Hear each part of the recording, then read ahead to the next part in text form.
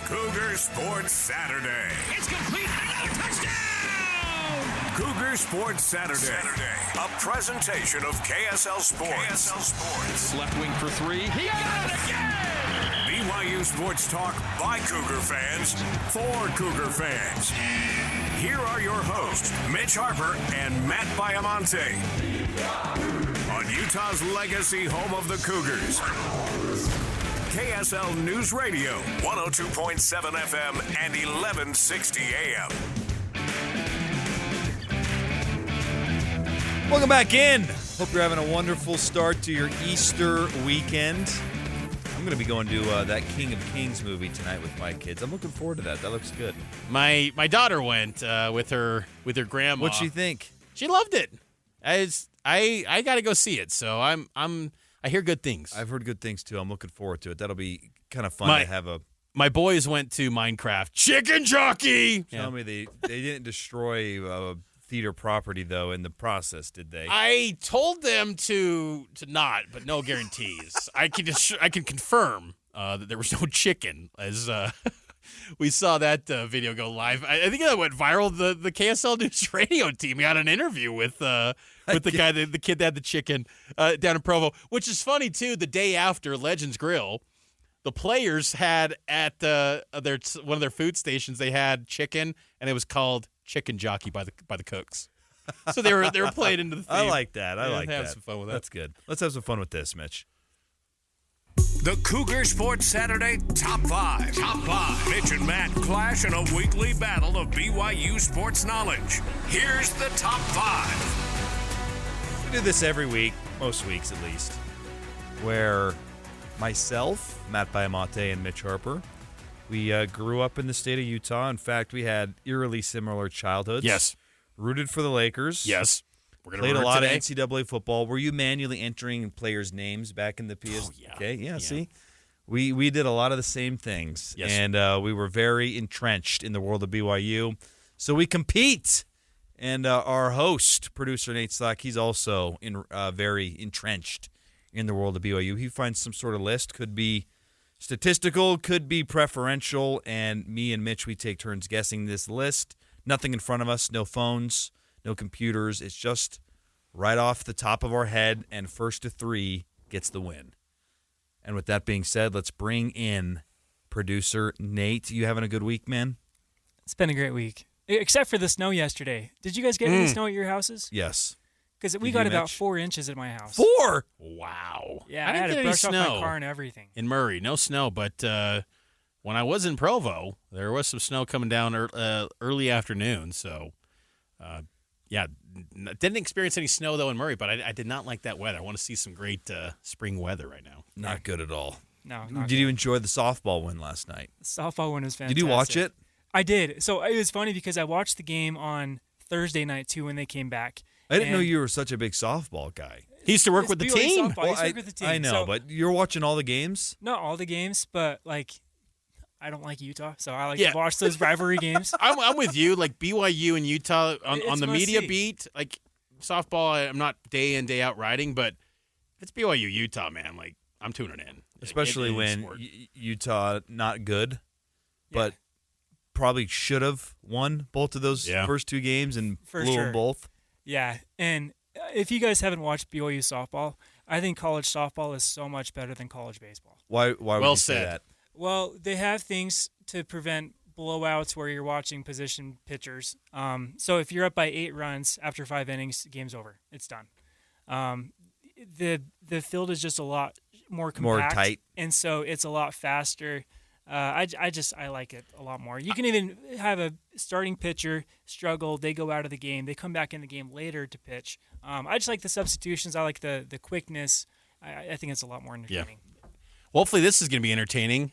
This list, you've had some challenging ones in recent weeks for us. So what do you got on deck this week? This one's not going to be as bad, but it is going to be combining football and basketball. Okay. We've been talking a lot about the success over the last 6 months between the football program and basketball program.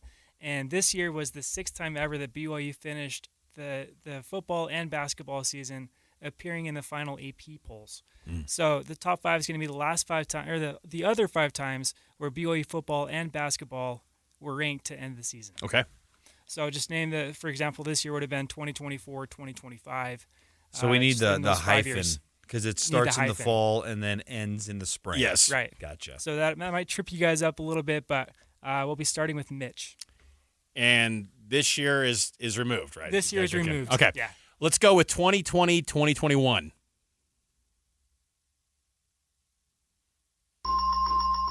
There we go. 2020, 2021. Football ended number 11.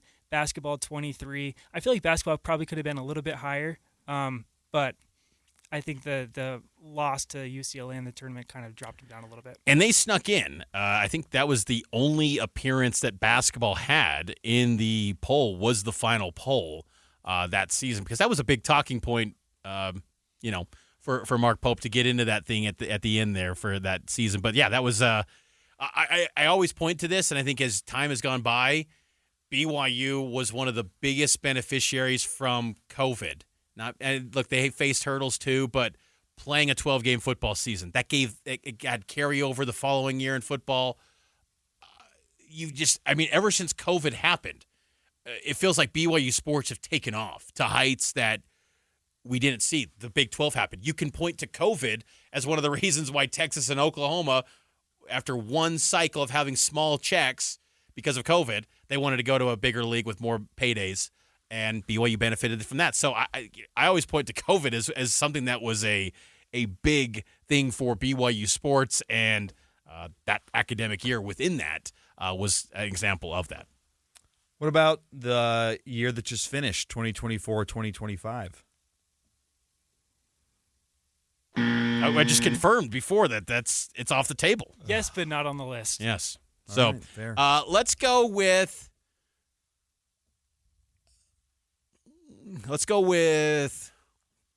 2006, 2007. Very nice. Yeah, those mid-2000 years get a little forgotten, but the 2006 football season, obviously the 11-2 season, that season gets really slept on because the only two losses were a last-second field goal to Arizona on the road, and then a double overtime loss to Boston College and Matt Ryan. They could have been undefeated that year. I think it was Chris Spillman who said, "It's the best 1-2 football team in the country." And I was like, that's right. I think Brian Keel had some passionate speech after that game. But, yeah, that was a great football team. 2006 BYU football, one of the best football teams I've ever watched in my lifetime, I think. Yeah, that team was spectacular. Yeah. It was, and even with John Beck, fighting through the ankle sprains and still producing the way that he did, I thought was noteworthy. He missed a game that year, right? I think Jason Beck came in and started one game at home early in the year. Utah State. Yep, and just found a way. And it's weird now that Jason Beck's coaching on the other side of the rivalry. Yeah, Hardeline with the Utah catch. I mean, that's an all-timer. That team was, you might make a case, the best team under Bronco, maybe. I don't want to give up any spoilers because it could be other answers, but that was a dang good BYU football team, that's for sure. Basketball, too. I mean, I think they had Trent Playstead, Lee Kumar, now women's basketball coach. Did they have Bigelow on that squad, too? No, that was the second year with Dave Rose. Okay. They had that first season. They got to the NIT. Why should I be saying all this? Just continue. It was a great basketball team. You know what? It's actually back to you because you stole. I know. You stole Matt. Okay. So this is a chance for a sweep. Let's try 07-08. Okay. I wasn't as confident on the basketball side. Football was ranked in 07, but 07-08 basketball, I think they were repeat champs. I can't remember on that one. I think it was because that was the Jonathan Tavernari's team. Yes. And they were always winning conference championships. Yes. But football, or I don't think they ended the season ranked. Yeah. Let's go 1996, 1997. Oh, Matt.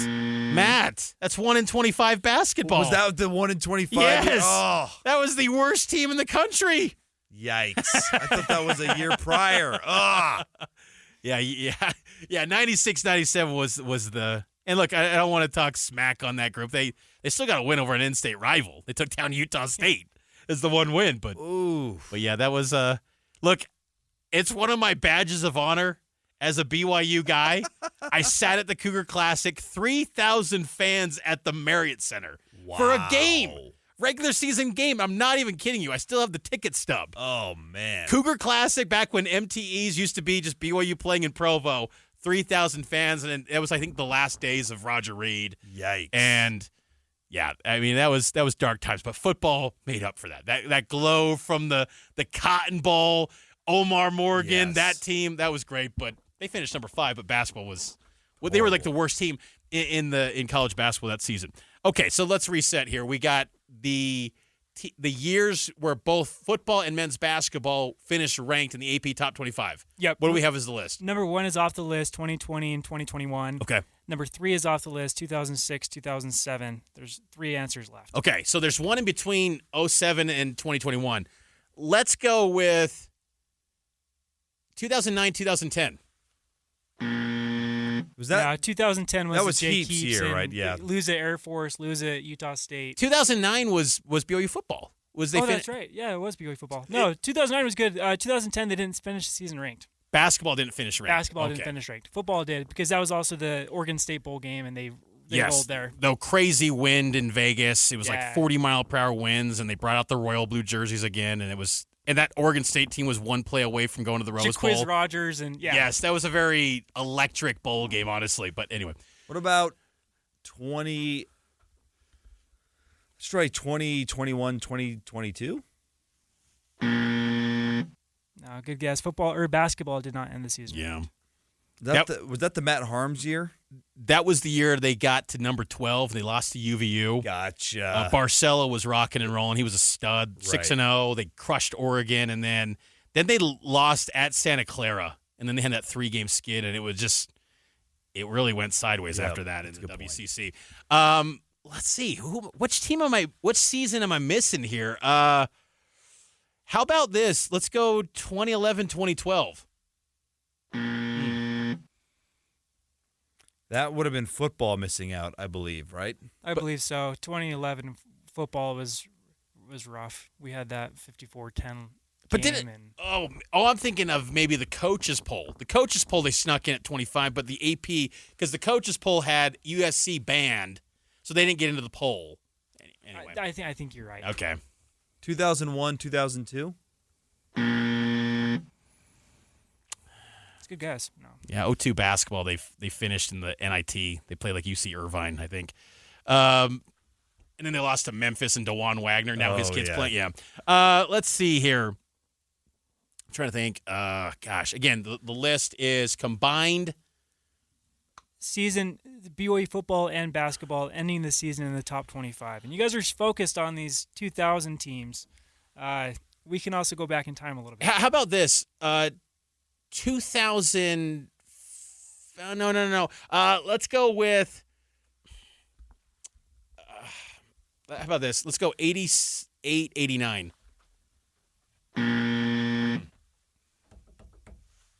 There's one really easy one. I mean, I think there's 2 easy ones, but one especially. I think you guys are overthinking.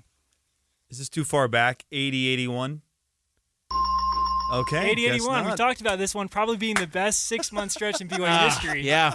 Gosh, dang it. Yeah, SMU game in the Miracle Bowl, and then 81, obviously, Ainge. Danny Ainge in the Right, Elite yeah. Eight. I thought that would have been too far back. I thought the same thing. But there's only 5 other seasons. So that's one of the 5 seasons where BYU ended ranked in football and You're basketball. right. Wow. I'm just not picking up on some of these nuggets that Nate has been dropping along Who's the next? path.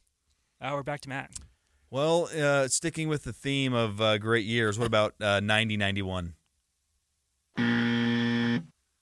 Good guess. About 84, 85. I don't think basketball did much, but yeah, no. I think they were like 15 and 13 that year. Yeah.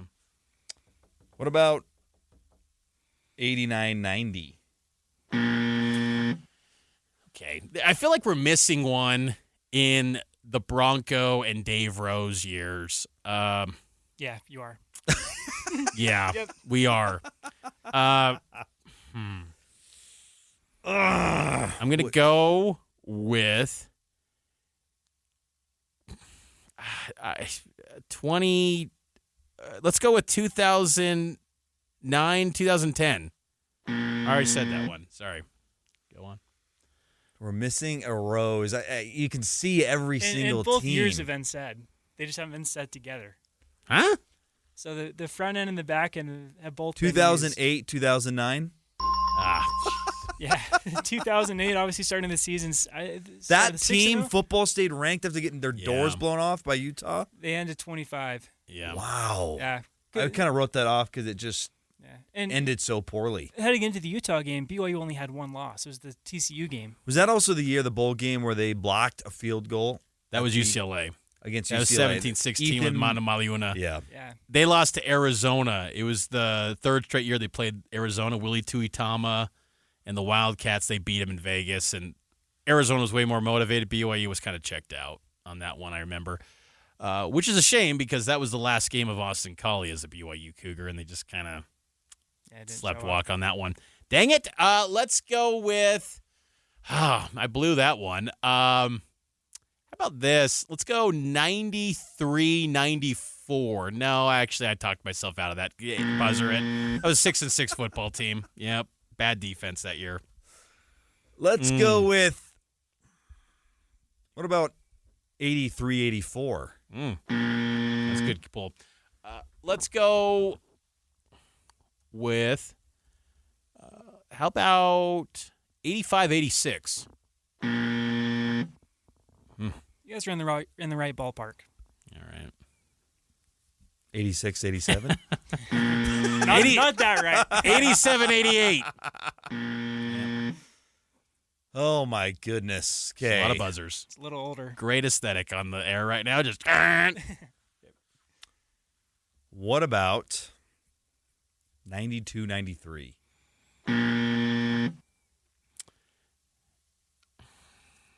I don't have a sense. 92 was the BYU Kansas. They couldn't beat Kansas even then in football. Jeez. The Aloha Bowl, Tom Young. The quarterback of this football team has his jersey retired, so that kind of narrows it down. I mean, there's still a bunch of quarterbacks' jerseys retired, but. Let's go with 77-78. 82-83? 83-84. Matt said that one. Oh, yeah, he did. 91-92? We've said that. Okay. We're all over the place. We're getting colder again. Okay, let's go with, how about 75-76? His jersey was retired on the Wisconsin game in 2017. Okay. So that's a huge clue. Yep. That sort of tidbit is what I need. That sort of nugget. I'm telling you. There were two quarterbacks jerseys retired there, but yeah, that's what I needed to hear. Let's go with, I feel like I can see that 79-80. Oh, jeez. Oh, yes! I was going to say that. Mark Wilson. Gosh dang it. Incredible. And Danny Ainge. Yep. Football end of the season. Son of a 13. gun, I had a 2-0 lead. Basketball 12. Matt just pulled a Keba and blocked me in Hilton Coliseum. Oh, man, that was a desperation. He's down 3-1. LeBron! Block! Keba! Gosh, he just did that to me. Unbelievable. And then I get the Wisconsin tidbit. I'm like, oh, yeah, this is in the bag. I got it.